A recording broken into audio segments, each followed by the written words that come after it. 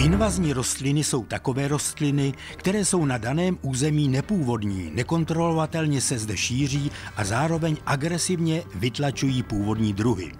Velmi rychle vytváří rozsáhlé monokulturní porosty.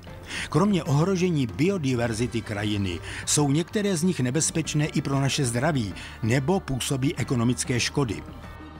Nejlepší cestou, jak zabránit možným škodám způsobeným invazními rostlinami, je prevence. Míra zamoření Karlovarského kraje 3 z nich ale dospěla tak daleko, že bylo nutné přikročit k radikálnímu plošnému omezení jejich výskytu. Záměr byl nejprve otestován na pilotním projektu likvidace bolševníků na Mariánsko-Lázeňsku, který úspěšně proběhl v letech 2009 až 2013 na ploše téměř 700 hektarů.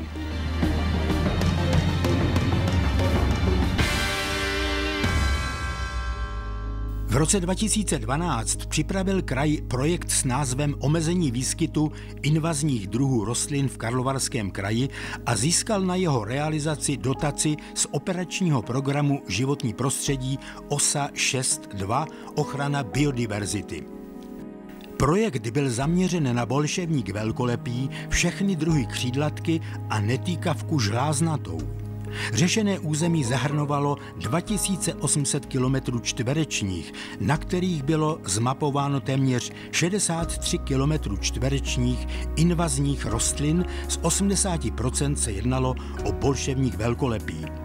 Cílem projektu bylo snížení zamoření kraje těmito invazními rostlinami pomocí chemických nebo mechanických metod, a to po dobu 3 vegetačních sezon v letech 2013 až 2015. Zasahováno bylo téměř na 14 000 lokalitách patřících více než 4,5 tisícům vlastníků. Projekt byl rozdělen do 10 úseků a 29 realizačních částí. Likvidaci provádělo 6 firem, technický dozor pak 4 různé subjekty. Podmínkou je osvěta a důsledná kontrola. Součástí projektu je i 10letá udržitelnost dosažených výsledků.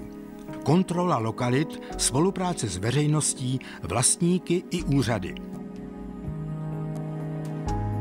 Administraci a řízení tohoto rozsáhlého projektu umožňuje informační systém Herakleum, který obsahuje podrobné údaje ke všem zasaženým parcelám, slouží k řízení projektu a bude využíván i po celou dobu jeho udržitelnosti. Kontroly v terénu jsou online zaznamenávány pomocí mobilního pracoviště. Jeho mapová část je volně k dispozici na webových stránkách projektu.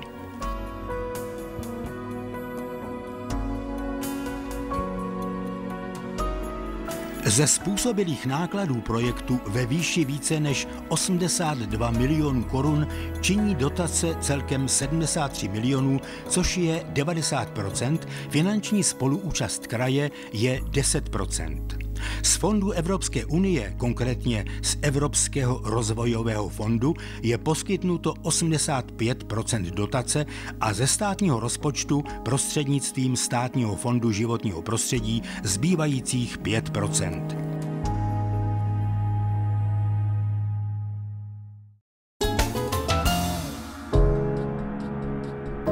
Bolševník velkolepý je původní ve středních a vyšších polohách Kavkazu, odkud byl koncem 19. století přivezen do několika botanických zahrad a dnes je rozšířen ve většině zemí severní a střední Evropy. První údaj o výskytu druhu v českých zemích je z roku 1862 ze zámeckého parku v Lázních Kynžvart. Dnes patří území Karlovarského kraje k jedním z nejvíce zasažených regionů v České republice. Bolševník velkolepý je obrovská, až 4 metry vysoká rostlina z čeledi myříkovitých. Květy jsou uspořádány do složených okolíků, rozkvětají postupně od června do července. Tvoří velké množství semen, která jsou schopná vytrvat v půdě nejméně 2 roky v takzvané semenné bance. Většina semen ale na jaře vyklíčí a vytvoří hustou, vzájemně si konkurující populaci. V této fázi dokáží růst i několik let a sbírat síly k dalšímu růstu, jakmile se uvolní pro něj prostor. Mladé rostlinky pak vytváří velké listové růžice, kterými zastíní okolní porost. Během 3. až 5. roku mají pak v kulovitém kořenu nazbírán dostatek živin, vykvétají, vytvoří v průměru 20 000 semen a zpravidla odumírají.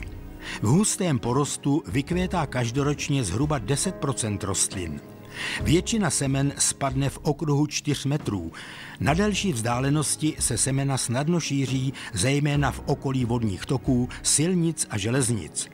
K zahájení nové invaze stačí často i jediná plodící rostlina. Bolševník osídluje prakticky všechny druhy stanovišť, častý je u vodních toků, na opuštěných loukách, v lemech polí nebo lesů, podél silnic, v železničních koridorech, v podmáčených lokalitách i na rumištích. Při silném výskytu v okolí se bolševník dokáže udržet i na oraném poli nebo sečené louce.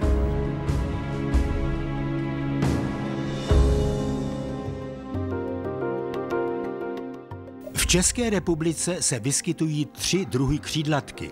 Japonská, sachalinská a jejich kříženec označovaný jako křídlatka česká. Z hlediska projektu nebyly dělány rozdíly mezi jednotlivými druhy křídlatek. Použity byly stejné metody likvidace. Křídlatky se šíří zejména díky své obrovské schopnosti vegetativního množení segmenty oddenků nebo lodych. Všechny 3 druhy křídlatek jsou vytrvalé rostliny, objevují se zejména podél vodních toků, osídlují také místa narušená lidskou činností, neudržované pozemky okolí silnic a železnic. Vytváří neprostupné porosty, poškozují břehy, protipovodňová zařízení, náspy, narušují chodníky a silnice. Dokáží prorůst asfaltem o síle až 5 cm. Husté břehové porosty křídlatek mohou snižovat průchodnost koryt toků a blokovat volný pohyb unášeného materiálu. Zhoršují tak následky povodní. Netýkavka žláznatá pochází ze západního Himaláje. Do Evropy se dostala jako okrasná letnička v první polovině 19. století. Je to jednoletá rostlina dorůstající výšky až 3 metry. Květy jsou růžové až tmavě nachové, vzácně i bílé. Kvete zpravidla od konce července do zámrazu. Rozmnožuje se a šíří výhradně semeny. Na jedné rostlině se nachází průměrně několik stovek semen, která klíčí v dubnu nebo květnu. Zralé tobolky vystřelují semena až do vzdálenosti 4 metrů. Po odlomení nebo useknutí rostliny velmi rychle vytváří náhradní lodyhy z květy. Dužnaté stonky ponechané ležet na vlhkém podkladu často zakoření a nová rostlina je schopná ještě znovu vykvést a vytvořit semena.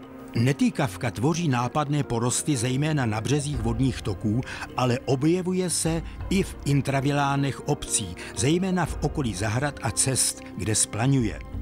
Kromě snížení druhové rozmanitosti, stejně jako křídlatka, zvyšuje erozi břehů a zhoršuje následky povodní.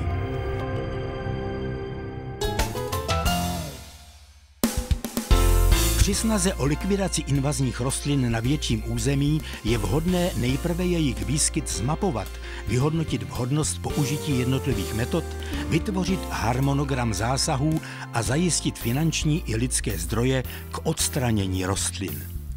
Prováděné zásahy je potřeba kontrolovat a metody případně korigovat dle dalšího vývoje lokality.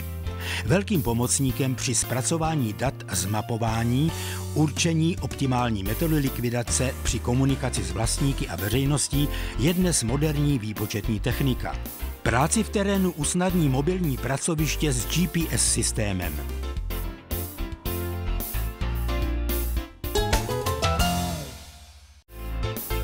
Chemickými metodami se rozumí aplikace herbicidů na rostliny, a to jak postřikem porostů, tak nátěrem listů nebo injektáží stonků jednotlivých rostlin. S herbicidy může nakládat pouze odborně způsobilá osoba. Vodu není dovoleno nabírat z vodních toků, je potřeba ji v dostatečném množství vozit sebou. Likvidaci bolševníků mechanickými metodami je možné zahájit již brzo na jaře, a to zejména u řidších porostů vykopáváním mladých rostlin. Jde o účinnou, ale pracnou metodu. Kořen musí být přeseknut až pod dělivými pletivy, aby nedošlo k jeho regeneraci. Velmi mladé rostliny lze úspěšně vykopávat brzo na jaře, od března, nabroušenou motykou srdcovkou. Jakmile ale rostliny mají již listovou růžici větší než 20 cm, je potřeba použít rýč. Kořen musí být vyrýván minimálně do hloubky 15 až 20 cm. Vyrývání rostlin před rozkvětem je již velmi namáhavé. Tato metoda se používá pouze u menších roztroušených výskytů nebo v lokalitách, kde nemůžeme použít chemii a přesto chceme dosáhnout rychlé vysoké účinnosti. Při správném provedení je stejně účinná jako chemický postřik. Větší porosty, které není možné ošetřit herbicidy, lze omezovat sečením, ať už mačetou, nabroušenou lopatou nebo za pomoci techniky. Pokud již rostliny kvetou, je vhodné useknout rostlinu nejprve pod květenstvím a poté uzemně. Plochy nepřístupné pro techniku je nutné sekat ručně. Pracovníci musí být vybaveni ochrannými pomůckami kvůli vysokému nebezpečí potřísnění šťávou bolševníků. Na pokožce působením slunečního světla dokáže tato šťáva vyvolat ošklivé puchýře a spáleniny, které se objeví až za několik hodin. V případě potřísnění pokožky je potřeba místo důkladně opláchnout alespoň vodou, ideálně i umýt mýdlem a nevystavovat ho nejméně po dobu 48 hodin slunečnímu záření. Seč je nutné provádět co nejníže uzemně a opakovaně. Sečené rostliny obrůstají a snaží se rychle vytvořit květy a semena, a to i ve výškách těsně nad zemí. Plochy je proto potřeba kontrolovat a seče 3x až 4x opakovat. Dosekávání je již snadnější a lze ho u menších ploch zvládnout i mačetou. Použití chemických metod je omezeno celou řadou předpisů.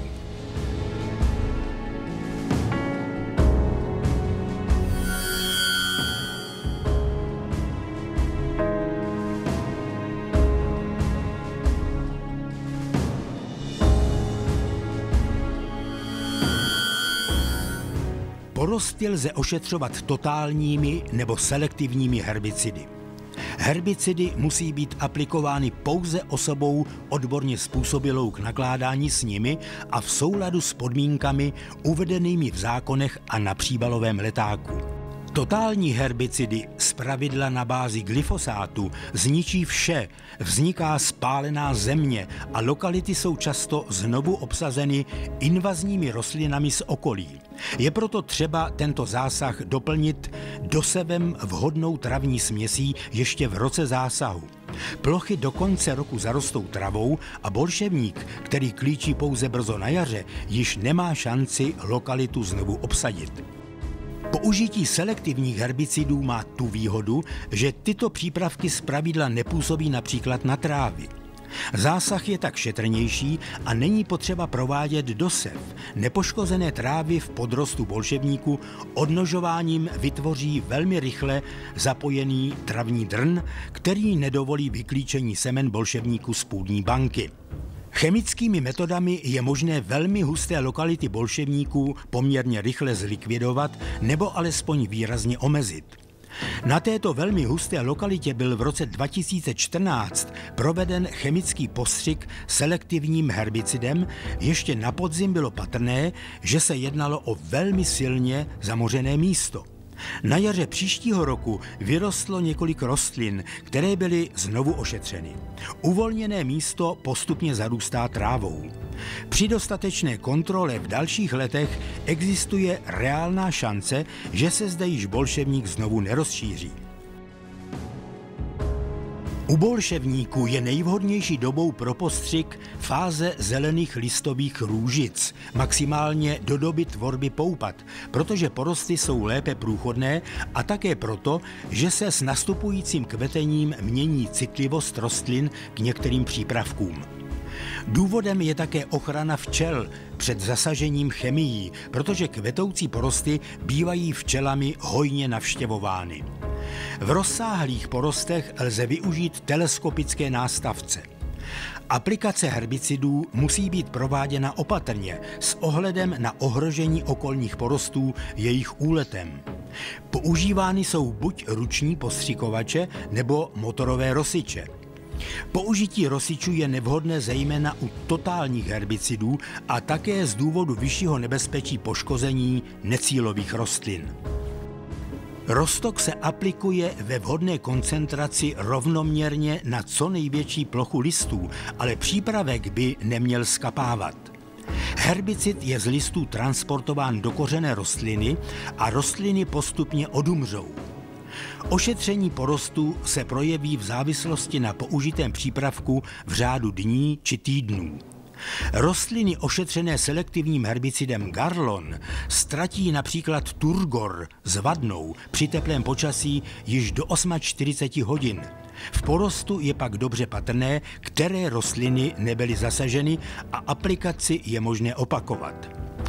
Účinek glínu se projeví později až sírově žlutou barvou listů. V případě jeho aplikace na nakvétající porosty je účinek patrný i na květech, jejichž vývoj se zastaví.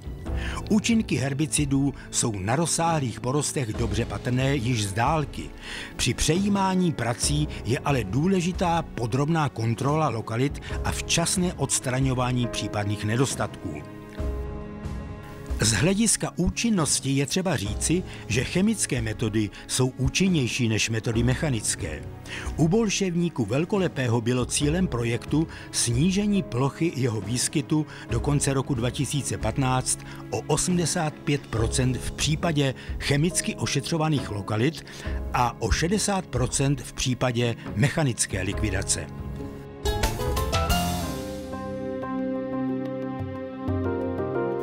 Likvidace porostů křídlatky mechanickými metodami zahrnuje její opakované sečení nejlépe až 6krát ročně v období od května do září.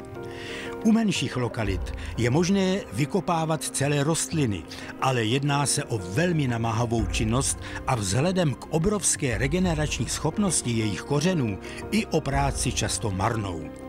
Tento způsob likvidace je úspěšný u malých nebo nově vzniklých lokalit. Většina porostů křídlatek, a to i podél vodních toků, je likvidována chemicky za použití k tomu povolených přípravků, jako je Roundup Bioactive. Mimo okolí vodních toků lze použít i další přípravky, mezi nimi i selektivně působící Garlon nebo Glín. Herbicidy se aplikují buď brzo na jaře na porosty cirka 1 metr vysoké a pak se postřik aplikuje